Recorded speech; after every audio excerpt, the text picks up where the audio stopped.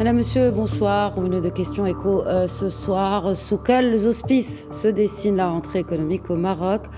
Entre impact résolument important des élections du 8 septembre et la reprise post-Covid, la rentrée s'annonce donc cruciale. En attendant, bien sûr, la formation du prochain gouvernement par Aziz Arnouch, nous nous penchons ce soir sur les dossiers chauds de cette rentrée. Projet de loi de finances, fiscalité, nouveau modèle de développement ou encore l'effet de la campagne de vaccination opérée avec brio par les autorités marocaines. Et à ce propos, pour l'agence de notation américaine Standard & Poor's, la reprise de l'économie marocaine sera conditionnée par la dissipation des effets de la pandémie sur l'économie, bien sûr, et celle de ses partenaires. Selon l'agence toujours, le secteur bancaire marocain pourrait connaître une détérioration de la qualité des actifs conduite principalement par l'exposition des PME, de l'industrie du tourisme et de l'immobilier sur les 2 prochaines années. Alors qu'en est-il du court terme? Nous poserons la question à Khalid Ben Ali, économiste. Bienvenue à tous.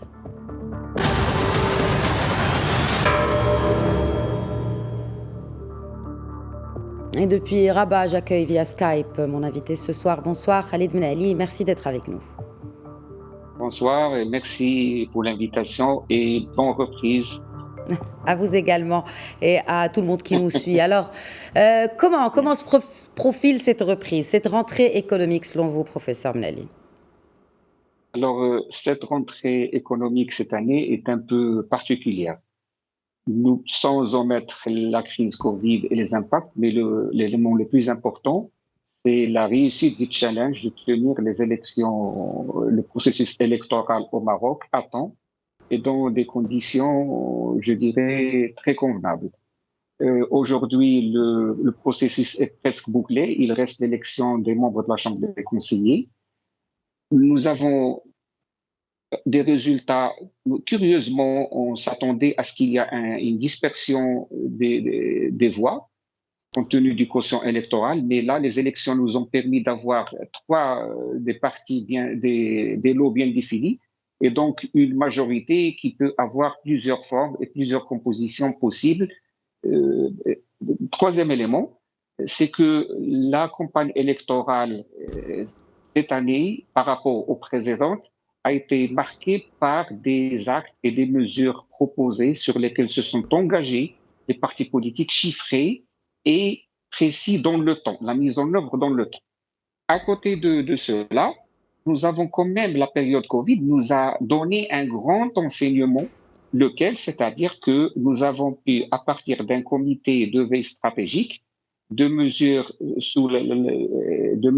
et de décisions d'orientation royale, pu mener la campagne anti-Covid. Et nous avons réussi des challenges tels que la numérialisation, le travail à distance, l'assistance aux personnes du milieu dans des régions différentes, la remise progressive de l'économie marocaine, notant que cet été, la campagne Marhaba destinée aux résidents marocains à l'étranger a été réussie parce que quasi tous ceux qui ont eu la possibilité de visiter le Maroc et de revoir les familles, de lier les liens, ont été présents. Et à côté de cela, les résidents marocains à l'étranger n'ont pas manqué de marquer toujours par l'importance des transferts vers le pays. Alors, dans ce contexte-là, maintenant, le prochain gouvernement se composera dans les jours à venir et on connaîtra la structure, l'organisation et l'architecture. Mais c'est je dirais, un travail politique, un gouvernement de l'après-Covid avec des enseignements très importants tirés de la crise, tels que nous devons compter sur nos moyens, limiter la dépendance, trouver les moyens, les richesses, créer les richesses, une redistribution efficace des richesses, développer le système de santé, développer le système de protection sociale et se mettre à l'abri éventuellement de crise ou de pandémie dans le futur. Et cela fait partie essentiellement, n'est-ce pas, du programme du parti sorti vainqueur de ces élections, le RNI. Est-ce que, professeur Mnali, on peut parler d'impact de ces élections sur le monde des affaires, mais aussi de manière beaucoup plus globale sur le citoyen? Est-ce que vous pensez que ces élections ont eu comme une bouffée d'air, d'espoir par rapport à tout ce qui a été traversé, notamment ces 2 dernières années dans le sillage de la pandémie? Alors, de manière, je dirais, générale, toute opération électorale, ces résultats génèrent un changement. Ce changement est ressenti à l'instant par le citoyen de manière générale, que ce soit le monde des affaires, mais il y a à côté une attente comment les mesures et les engagements qui ont été pris par les partis politiques lors de la campagne seront mis en place, c'est-à-dire côté financement, côté planning, côté timing, importance, impact. Tout le monde attend, que ce soit l'opérateur financier interne ou externe, le citoyen, tout le monde a des attentes. Mais là, la particularité de ces élections par rapport aux autres, c'est qu'ils ont été plus chiffrés, plus précis, plus pointus. Maintenant, aux partis politiques qui ont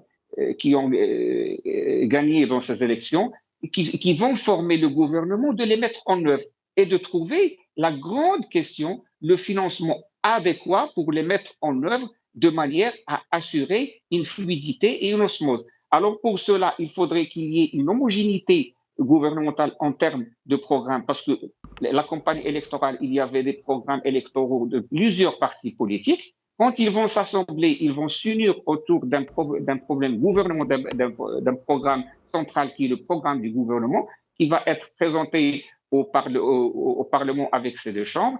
Et à partir de là, on commencera à travailler lorsqu'il sera, je dirais, adopté. Mais toujours est-il qu'il faut trouver l'osmose, trouver l'homogénéité et trouver la bonne structure pour faire évoluer les choses. Parce qu'il ne s'agit pas aujourd'hui de reprendre l'expérience précédente avec des slogans, un charte de la majorité, mais qui est inefficace. Quand on met une mesure ou un processus, il faut assurer son efficacité. Et les citoyens attendent aujourd'hui. Le parti sortant, le PJD, après 10 années, il a été sanctionné par les urnes, les résultats des urnes. Les citoyens aujourd'hui attendent. Et l'après-Covid n'est pas comme l'avant-Covid. Ça, c'est fondamental. Alors, vous avez parlé d'homogénéité au sein du prochain gouvernement. C'est l'un des points principaux qui a affaibli le gouvernement sortant, justement, ce manque d'homogénéité. Alors, est-ce que vous pensez, professeur Benaili, bien sûr, en tenant compte des programmes des 3 principaux partis sortants gagnants de ces élections, est-ce que vous pensez que le volet fiscalité, en d'autres termes ou indirectement, le financement de tous ces programmes, parce qu'ils sont très coûteux, est-ce que vous pensez que la fiscalité risque d'être un point de discorde entre les éléments composant cette coalition gouvernementale? Je préfère personnellement reposer la question autrement. Est-ce qu'on va compter sur la fiscalité? Mais personnellement, je crois et j'estime que la solution se trouve dans l'économie. Parce qu'en matière de fiscalité, la logique fiscale, c'est quoi? Pour qu'il y ait une fiscalité très souple, très assouplie, il faudrait une population citoyenne et civile, avec un niveau de civisme très important. Il faudrait une base de contribuables élargie pour pouvoir réduire le taux. Maintenant, lorsqu'on est dans un système où il y a le secteur informel, où il y a l'évasion fiscale, où les gens cherchent à éviter la fiscalité par tous les moyens, on ne peut pas construire sur la fiscalité. Alors, pourquoi je dis c'est au niveau de l'économie? Mais il faut bien augmenter ses recettes, parce que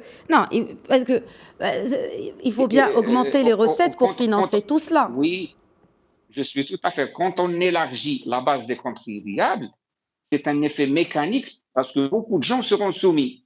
Maintenant, quand il y a une grande partie qui ne paie pas les impôts, qu'il y a une évasion fiscale, il faudrait bien cerner ce phénomène et apprendre que le paiement d'un impôt ou d'une taxe, c'est un devoir de citoyen pour pouvoir bénéficier de conditions meilleures.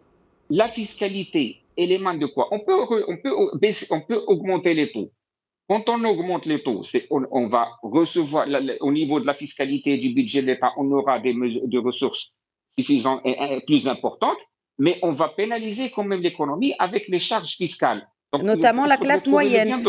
Et surtout, professeur Benaili, vous le savez mieux que moi, la classe moyenne s'est appauvrie ces dernières années à cause justement de ce système fiscal, parce que c'est finalement cette classe moyenne qui paye le plus de taxes, et notamment à travers l'IR et d'autres impôts. Oui, vous me dites classe moyenne, mais quelle est cette classe moyenne? Comment on l'a cernée? Il y a plusieurs rapprochements. Au Maroc, on est aux environs de 54%. selon l'approche ACP, d'ailleurs le demi-rapport du Conseil social, économique et environnemental, mais plusieurs approches. Mais la classe moyenne, supposons qu'on baisse les prix et qu'on relève les impôts, ça n'a pas de sens. Supposons qu'on augmente les impôts et on garde les prémices, ça n'a pas de sens. Toujours, mais je préfère raisonner dans l'économie en termes réels, c'est-à-dire rapporter les revenus, salaires ou n'importe quel revenu au niveau général des prix. Et la solution se trouve dans l'économie. Parce que quand on parle de revenus, le revenu, sont destinés à encourager la consommation et à encourager l'épargne. Alors, pour pouvoir encourager ça, il faudrait une fiscalité souple, mais il faudrait assurer un rapport revenu sur niveau général des prix qui puisse générer cette épargne. Si maintenant on laisse les prix et on augmente la fiscalité, il y aurait pas les citoyens n'auront pas les moyens d'aller acheter et s'approvisionner. Donc, il faudrait chercher le bon dosage. Alors, le bon dosage, personnellement, pour moi, se trouve dans l'économie. Il faudrait que les revenus puissent générer une consommation importante et générer une épargne importante.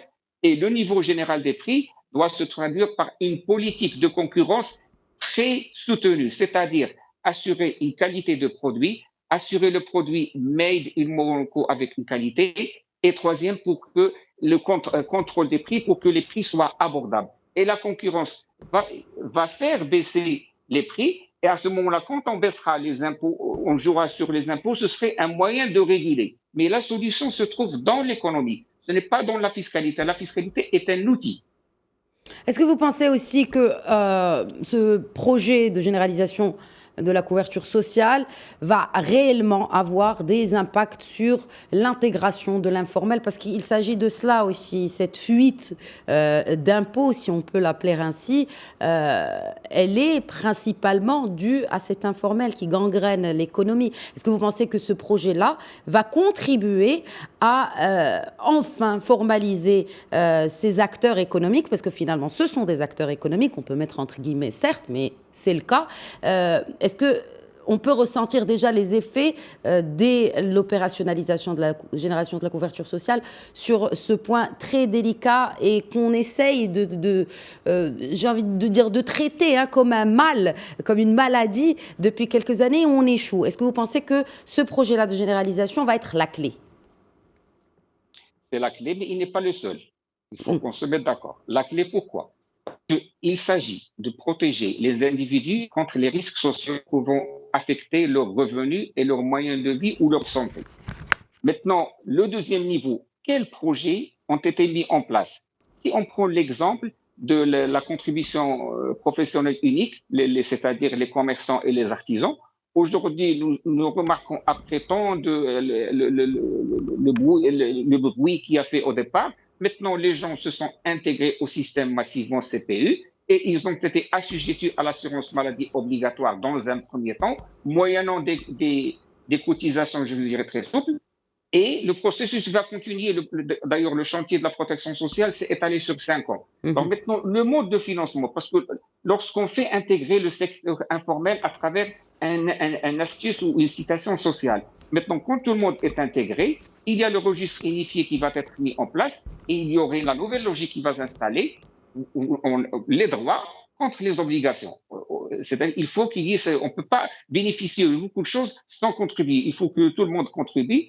Et là, nous passons dans une logique économique où nous devons poser la question, comment allons-nous assurer dans notre économie une redistribution équitable et comment allons-nous développer le revenu brut national disponible pour pouvoir financer? Parce que quand on dispose de d'une masse importante de fiscalité et qu'on a un secteur informel très réduit, on peut financer. Mais lorsqu'on a une évasion fiscale, un secteur informel qui échappe au contrôle donc on a un manque à gagner, mais quand on répartit les prestations, c'est réparti sur tout le monde. Alors pourquoi j'ai dit au départ que c'est efficace mais pas seul? Parce qu'à côté, maintenant, il faut mettre en place des dispositifs économiques, c'est-à-dire la transformation de notre économie cela, bien sûr, cela inhère au prochain gouvernement, professeur Ben Ali. Voilà. Donc c'est l'une des priorités du prochain gouvernement. Voilà.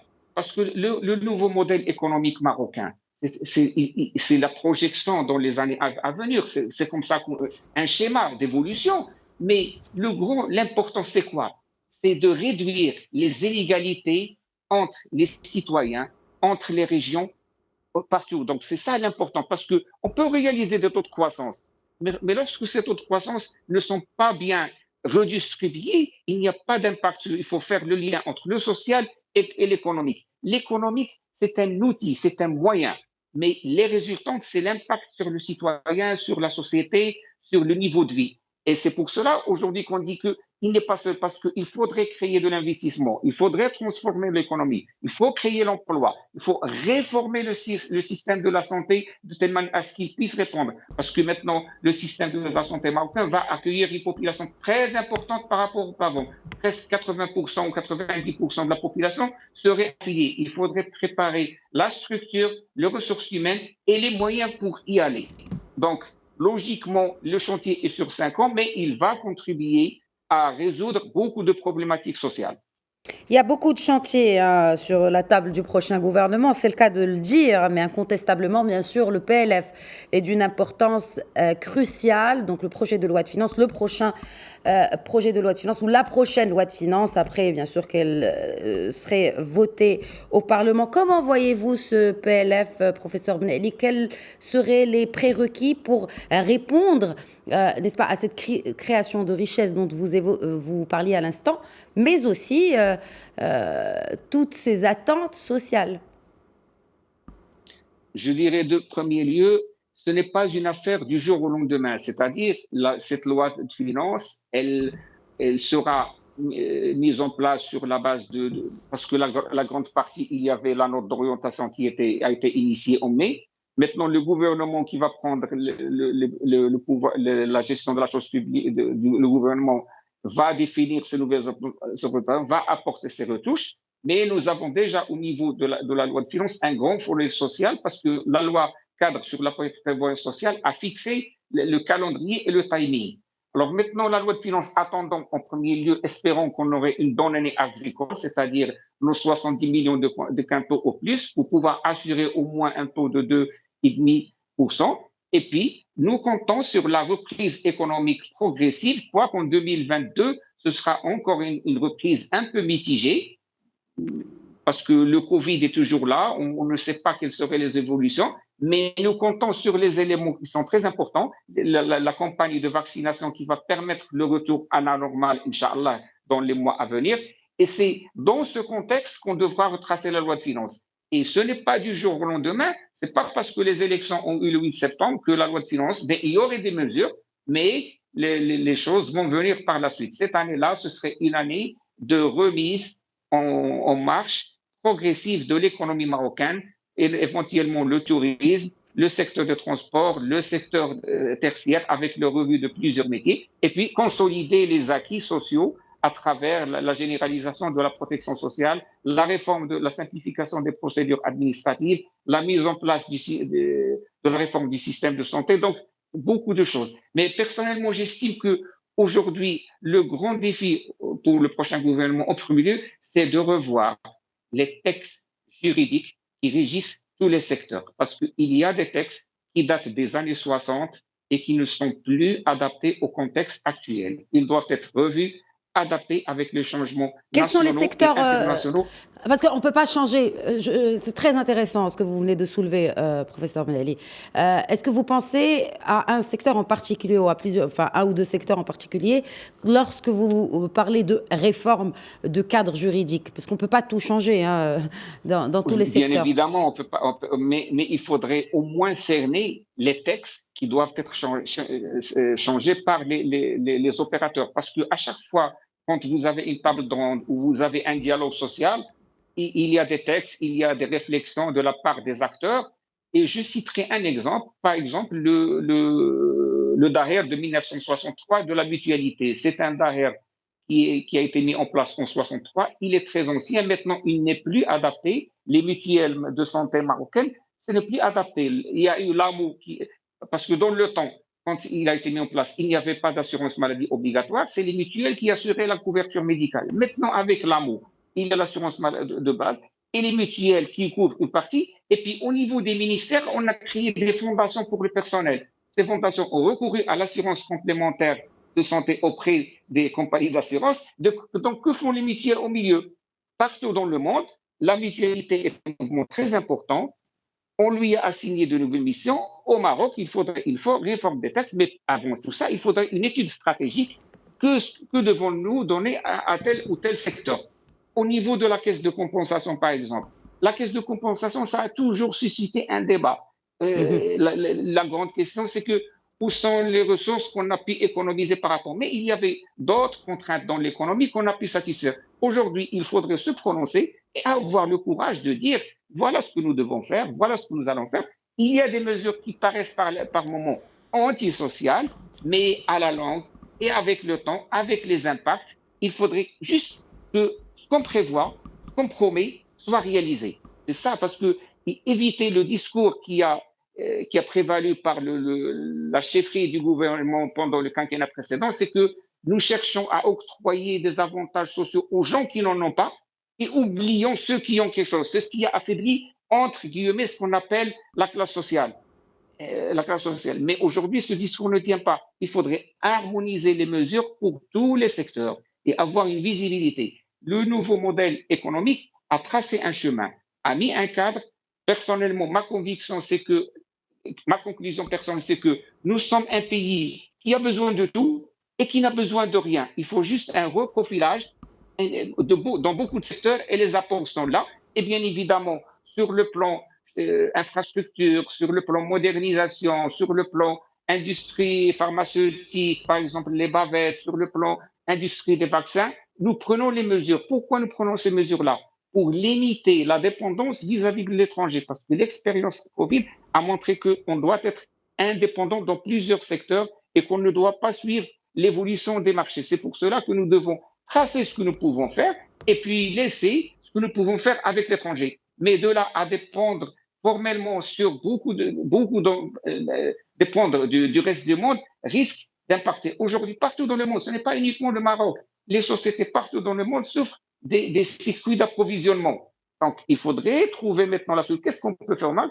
Et en plus, quel est le made Marocco made, qui sera capable de drainer et d'inciter le citoyen marocain à le consommer et à développer une demande économique derrière. Pour pouvoir encourager le secteur à réaliser des investissements et à créer de l'emploi, créer de la richesse. Mais à côté toujours de cela, je dis qu'il faudrait un mécanisme de redistribution de la richesse qui soit équitable à travers des leviers sociaux, à travers des leviers de rémunération. Donc, toute la logique devrait être installée.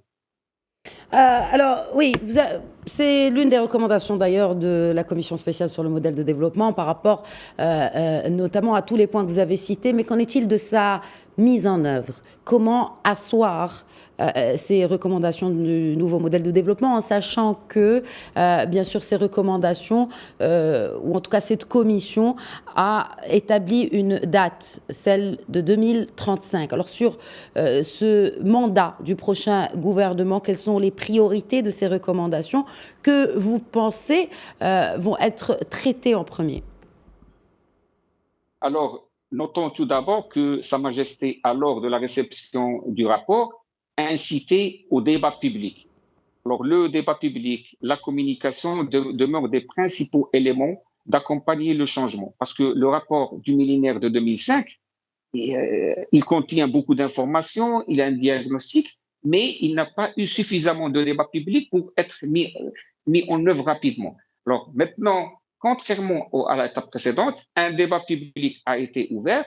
Nous avons d'ici 2035, donc ce n'est pas un seul gouvernement qui va le mettre en place, mais c'est plusieurs gouvernements selon les mandats qui va être mis en place. Certains chantiers, tels que la réforme du système de la santé et de la protection sociale, sont programmés d'ici 2025, et donc avec des dates et des objectifs précis. Donc le prochain gouvernement est appelé à les appliquer stricto sensu pour respecter les dispositions de la loi dans les délais. Et puis, à côté, il y a les secteurs de transformation de l'économie, du Made in Morocco, qui ne peuvent pas se réaliser du jour au lendemain. On a entamé des processus d'émergence. Maintenant, il faudrait réétudier, recadrer, reprofiler et chercher de manière stratégique à reprofiler, à recentrer les coûts. Parce qu'aujourd'hui, on ne peut pas continuer à raisonner sans approche managériale. Parce qu'une approche managériale basée sur quoi? Un produit est une réponse à un besoin. Maintenant, les besoins, nous les connaissons à travers le diagnostic du nouveau modèle économique, à travers le diagnostic, la pratique du gouvernement. Qu'est-ce qu'on va apporter comme solution? Et c'est ça le grand challenge pour le gouvernement actuel qui doit mettre en place sur les rails les premiers prémices du modèle économique. Mais toujours, je dirais qu'il y aura du temps pour la mise en place, sachant que le modèle a trouvé une instance qui va suivre l'évolution et l'exécution du nouveau modèle économique. Mais toujours est-il que j'estime qu'à date d'aujourd'hui, et après le Covid, ça a été peut-être négatif en quelque sorte, mais quand même, ça a des enseignements positifs, c'est que nous avons une vision, notre pays est préparé maintenant à un changement et on connaît bien quels sont les besoins dans une logique. Merci. Nous devons maintenir avec nos partenaires stratégiques européens et américains des pays développés, mais nous avons quand même une relation, une vision visant à développer les pays africains pour un développement et des relations win-win entre les pays africains. Au niveau du continent. Merci beaucoup, professeur Benali. Au niveau du continent. Merci beaucoup. Merci, professeur Benali, d'avoir répondu à nos questions ce soir. Merci. Voilà, c'est la fin de Question Écho. Très bonne soirée.